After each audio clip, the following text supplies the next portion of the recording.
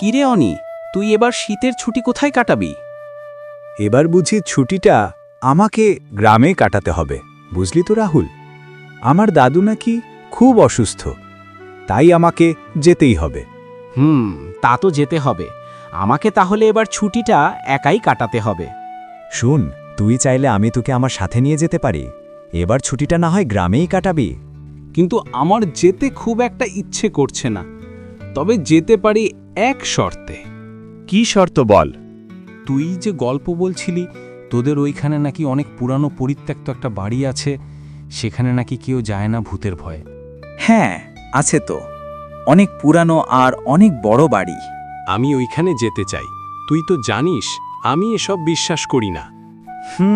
জানি, কিন্তু তুই নিজের চোখে দেখলে বিশ্বাস করতে বাধ্য হবি। আমি তো শর্তে রাজি, নিয়ে যাব তোকে ওইখানে।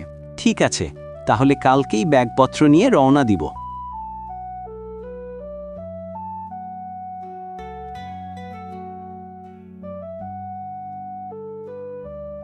ও কাকা, যাবে নাকি? কে? অনি নাকি? অনেক দিন পর দেখলাম তোকে বাবা। হে কাকা, তুমি কি বাড়ির দিকে যাচ্ছ? তাহলে আমাদের নিয়ে যেতে। হে বাবা, আমি বাড়ির দিকে যাচ্ছিলাম। তা উনি কে বাবা?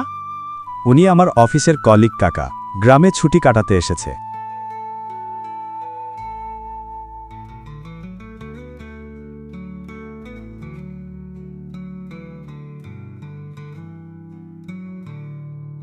কিরে রাহুল, তোর কোনো অসুবিধা হচ্ছে নাকি?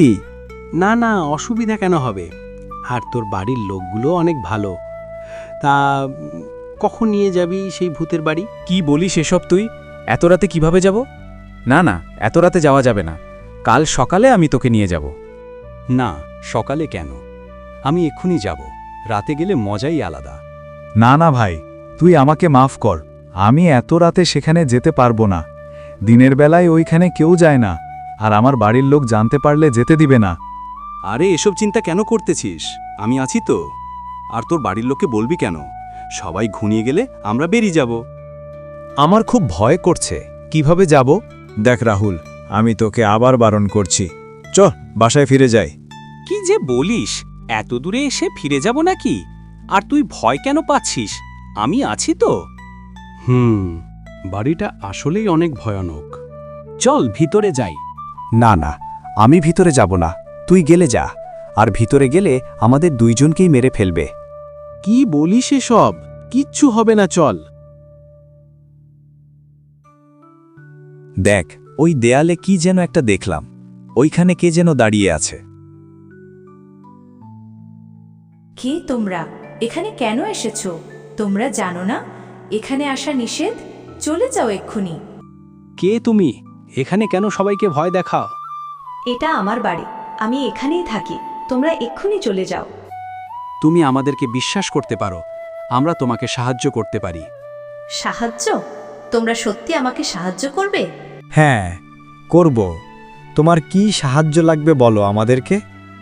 অনেক দিন আগে আমি এই রাজ্যের রাজকুমারী ছিলাম।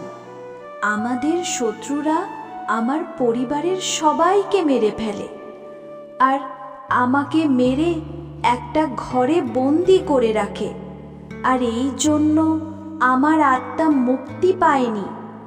তোমরা সেই ঘরের দরজা খুললে আমার কঙ্কাল দেখতে পাবে, আর আমি মুক্তি পাবো।